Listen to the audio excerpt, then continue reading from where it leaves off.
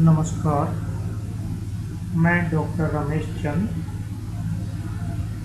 इस वीडियो में आज हम गाउस लॉ के इंटीग्रल और डिफरेंशियल फॉर्म देखेंगे, साथ ही क्लॉसियस-मोसर्टी रिलेशन को निकालेंगे।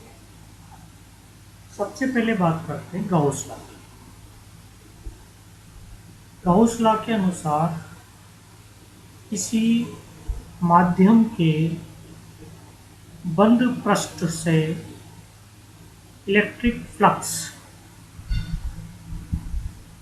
सदैव उस बंद पृष्ठ में स्थित चार्ज Q और बंद पृष्ठ में स्थित माध्यम की परमिटिविटी एप्सिलॉन के रेशो के बराबर होता है, अर्थात surface integral of E dot dA is equal to Q upon epsilon y, Q upon epsilon. ये होगी हमारी इक्वेशन 1। इसी को हम integral form of Gauss law भी कहते हैं। किसी बंद पृष्ठ में उपस्थित चार्ज के लिए यदि चार्ज डेंसिटी रो हो तो उस संपूर्ण पृष्ठ के अंदर स्थित आयतन में कुल charge Q equal to integral of rho dV के बराबर होगा। गाउस डाइवर्जेंस थ्योरम से हम जानते हैं कि सरफेस इंटीग्रल वॉल्यूम इंटीग्रल में चेंज होता है, अर्थात integration of E dot dA is equal to divergence of E dV, del dot E dV। यदि मैं E डॉट dA की इस वैल्यू को इस समीकरण से इक्वेशन 1 में इस तरफ रख दूं और Q का मान यहाँ से इसमें रख दूं, तो जो इक्वेशन 1 है उसकी नई फॉर्म हमको इस तरह से प्राप्त होगी। Integral del dot E dV is equal to 1 upon epsilon integral rho F dV। इस इंटीग्रल को इस साइड में लेने पर माइनस होगा, दोनों में से जो है dV इंटीग्रल में जो इंटीग्रेंड है वो del dot E minus rho upon epsilon मिलेगा, क्योंकि इंटीग्रल 0 है अतः इंटीग्रांड हमेशा 0 होगा। That is del dot E is equal to rho of F upon epsilon हमको प्राप्त होगा। इसको हम differential form of Gauss law भी कहते हैं। चूंकि डिस्प्लेसमेंट है वेक्टर और इलेक्ट्रिक फील्ड में जो रिलेशन है वो ये बताता है कि D is equal to epsilon E के बराबर होता है, अतः जब हम एप्सिलॉन E की वैल्यू इस इक्वेशन में और इक्वेशन 1 में रख देते हैं तो हमको corresponding Gauss law in terms of D integral form में और डिफरेंशियल फॉर्म में इस तरह से प्राप्त होता है। Integral D dot dA is equal to Q F del dot D rho F। इस प्रकार हमने देखा कि किस तरह से गाउस लॉ को हम इंटीग्रल और डिफरेंशियल फॉर्म में लिखते हैं। अब बात करेंगे हम लॉरेंट्ज लोकल फील्ड और क्लॉसियस-मोसर्टी रिलेशन की। जब किसी परावैद्युत माध्यम को आवेशित समांतर प्लेट के बीच में रख देते हैं तो परावैद्युत के किसी परमाणु पर न केवल आरोपित बाह्य इलेक्ट्रिक फील्ड कार्य करता है बल्कि उस परावैद्युत के अन्य परमाणुओं के द्विध्रुव द्वारा उत्पन्न विद्युत क्षेत्र भी कार्य करता है। इसलिए परावैद्युत के किसी एक परमाणु पर कार्यरत परिणामी विद्युत क्षेत्र लगाए गए बाह्य क्षेत्र से भिन्न होगा। जो क्षेत्र उत्पन्न हुआ अर्थात परावैद्युत के एक परमाणु पर कार्यरत विद्युत क्षेत्र को स्थानीय क्षेत्र या लोकल फील्ड भी हम कहते हैं। परावैद्युत के किसी परमाणु की स्थिति पर स्थानीय क्षेत्र की जो कैलकुलेशन है वो हम लॉरेंट्ज मेथड द्वारा ज्ञात कर सकते हैं, जो इस प्रकार है। परावैद्युत के जिस परमाणु पर हम लोकल फील्ड ज्ञात करना चाहते हैं उसको केंद्र मानते हुए एक बड़ा गोला खींचते हैं, जिसके बाहर परावैद्युत माध्यम कंटिन्यूअस होमोजीनियस लिया जाता है तथा उसके अंदर एटम्स को डिस्क्रीट फॉर्म में माना जा सकता है। इस गोले के केंद्र O पर जो स्थानीय फील्ड या लोकल फील्ड E होगा वो EL होगा, वो 4 भागों से प्राप्त होने वाले इलेक्ट्रिक फील्ड के योग के बराबर होगा, जिसमें सर्वप्रथम E0 वो फील्ड है जो एक्सटर्नली अप्लाइड किया हुआ है। दूसरा वो फील्ड है जो इस परावैद्युत के बाह्यतम पृष्ठों पर प्रेरित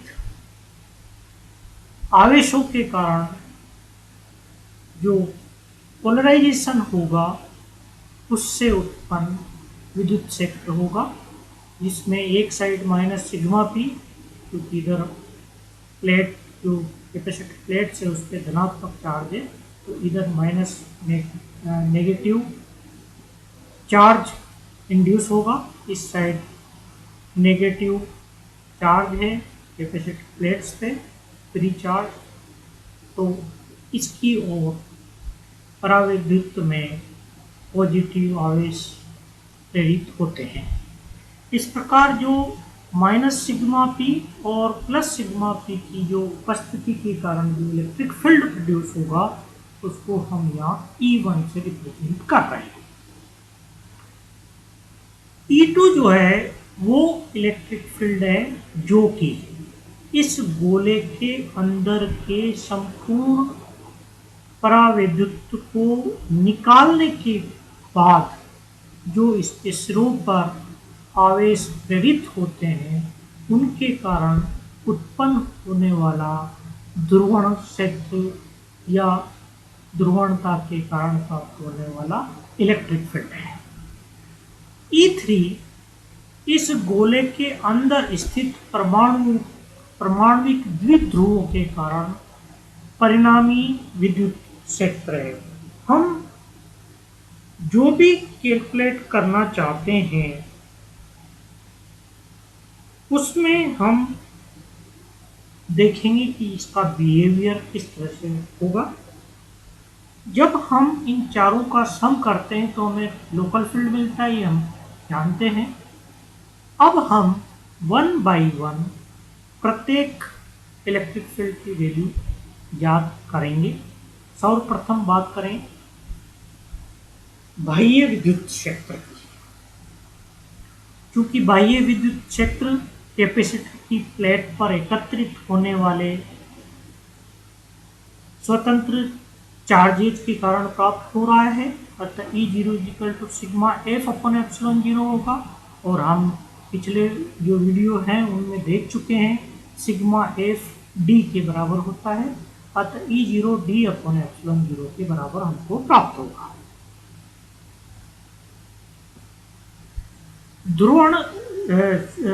द्विध्रुव के सिरों पर स्थित पोलराइज्ड इंड्यूस्ड चार्जेस के कारण उत्पन्न पोलराइजेशन के कारण जो इलेक्ट्रिक फील्ड है E1 उसका मान minus sigma P upon epsilon 0 होता है, और सिग्मा पी को पी के बराबर लेते हैं, ये हम पहले भी देख चुके हैं, अतः इसकी वैल्यू हमको मिलेगी minus P upon epsilon 0। E2 field को ज्ञात करने के लिए हम स्फीयर के अंदर के समस्त परावैद्युत को निकाल देते हैं तथा इसके कारण जो चार्ज इस स्फीयर के सिरों पर सरफेस पर प्रेरित होंगे उनके कारण जो पोलराइजेशन हुआ उससे उत्पन्न इलेक्ट्रिक फील्ड की वैल्यू कैलकुलेट करना चाहते हैं।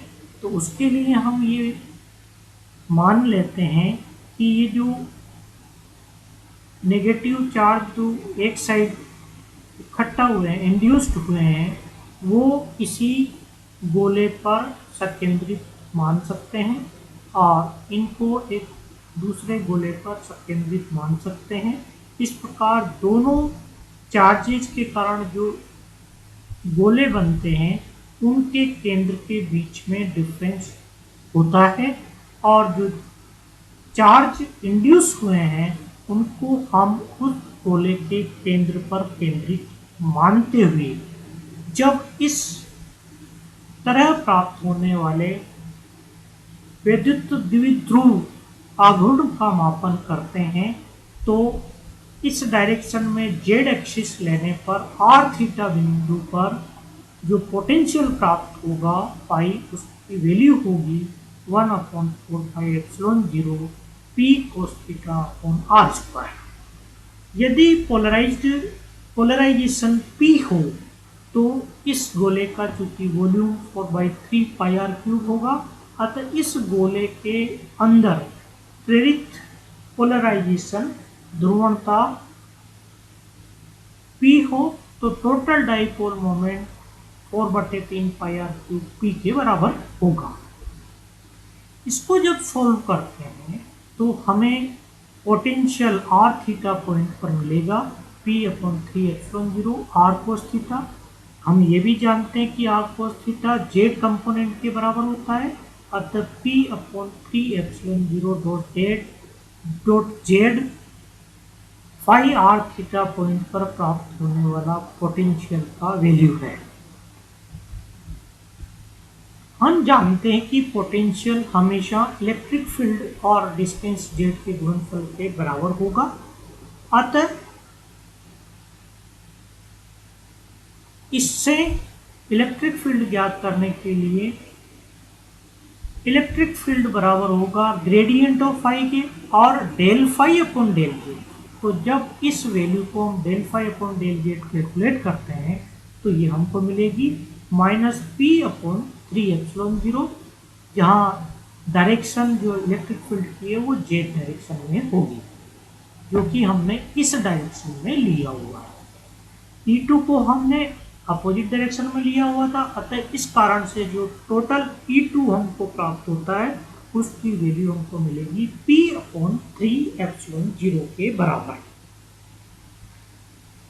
जब हम E3 की बात करते हैं तो E3 बेसिकली गोले के अंदर उपस्थित द्विध्रुवों के कारण उत्पन्न होने वाला विद्युत क्षेत्र है। भिन्न भिन्न द्विध्रुवों के क्षेत्रों को जब हम जोड़ देते हैं तो E3 का मान ज्ञात होता है। अतः कई परिस्थितियों में ये देखा गया है कि E3 का मान सामान्यतः 0 होता है। हम केवल उन्हीं डायलेक्ट्रिक्स के लिए स्थानीय क्षेत्र या लोकल फील्ड ज्ञात कर रहे हैं जिनमें E3 की वैल्यू 0 होती है। अतः E3 0 लेने पर तथा E0, E1, E2 और E3 की वैल्यू क्रमशः इक्वेशन 2, 3, 4 और 5 से समीकरण 1 में रखने पर ध्यान दीजिए समीकरण में 1 में इसको कह रहा हूँ और ये गाउस लॉ की जो डिफरेंशियल और इंटीग्रल फॉर्म निकाली थी उनके लिए इक्वेशन 1 ली थी हमने, ये अलग है। तो हम इस इक्वेशन 1 की बात कर रहे हैं।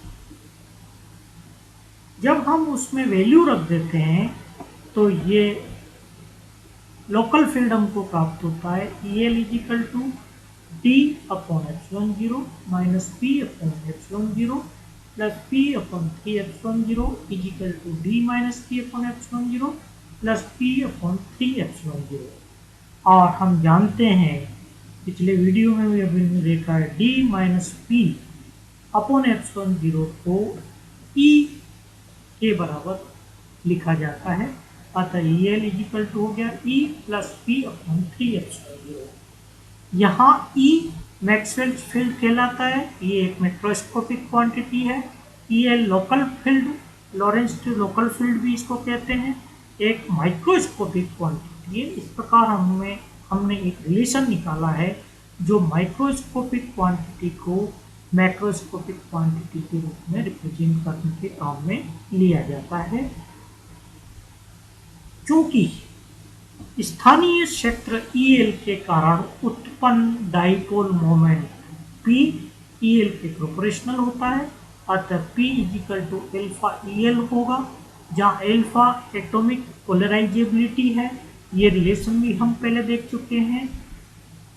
उस पर्टिकुलर मीडियम के लिए ध्रुवणता P ज्ञात करना हो तो उसके नंबर डेंसिटी n को P से मल्टीप्लाई करने पर हमको पोलराइजेशन P प्राप्त होता है और n अल्फा EL के बराबर प्राप्त होगा। EL की वैल्यू हम इक्वेशन 6 से ले लें और रख दें तो हमको मिलेगा n alpha E plus P upon 3 epsilon 0। क्योंकि इस साइड भी P है, इस साइड भी P है, तो हम जब P के लिए इसको सोल्व करते हैं तो हमको मिलता है P is equal to n alpha upon 1 minus n alpha upon 3 epsilon 0 E। परंतु P is equal to epsilon 0 chi E भी होता है। अतः जब इन इक्वेशन की आपस में कंपेयर करते हैं तो हमको मिलेगा epsilon 0 chi E is equal to n alpha upon 1 minus n alpha upon 3 epsilon 0। और जैसा कि मालूम है काई E और एल्फा इस साइड दोनों साइड है। एल्फा की वैल्यू को अगर हम निकालना चाहते हैं, काई ई को अलग करना चाहते हैं, तो हम इसको थोड़ा सा सोल्व करें और सोल्व करने के बाद हमको मिलेगा n alpha upon 3 epsilon 0 is equal to chi E upon काई ई प्लस 3। और हम जानते हैं chi E is equal to epsilon R minus 1 होता है। इसकी वैल्यू जब हम इसमें रख देंगे तो n alpha upon 3 epsilon 0 is equal to होगा epsilon R minus 1 upon epsilon R plus 2। इस रिलेशन को क्लाउसियस-मोसर्टी रिलेशन कहा जाता है, जो किसी माइक्रोस्कोपिक क्वांटिटी जो कि एल्फा है उसको मैक्रोस्कोपिक क्वांटिटी जो कि एप्सिलॉन आर है के बीच के रिलेशन को रिप्रेजेंट करती है। मैं आज का वीडियो यहीं समाप्त कर रहा हूँ। नमस्कार।